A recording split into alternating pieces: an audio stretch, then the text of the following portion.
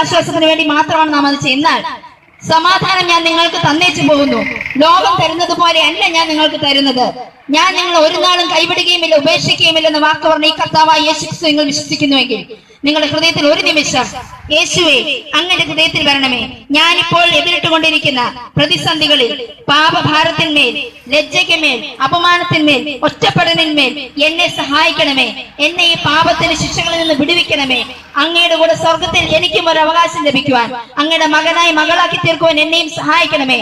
എന്റെ ജീവിതത്തിലെ എന്റെ ഇഷ്ടങ്ങളെല്ലാം വിട്ടുകളഞ്ഞ് സമൂഹത്തിന് നന്മ നൽകുവാൻ, സമൂഹത്തിന് മാത്രമല്ല എന്റെ ആത്മാവിന് മോക്ഷം ലഭിക്കുവാൻ, സ്വർഗരാജ്യത്തിന് അവകാശിയായി തീരുവാൻ എന്നെയും അങ്ങ് സ്വീകരിക്കണമേ.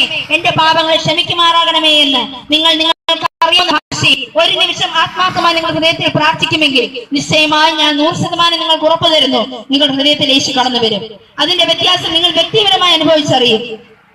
ഇവിടെ കൂടി നിൽക്കുന്ന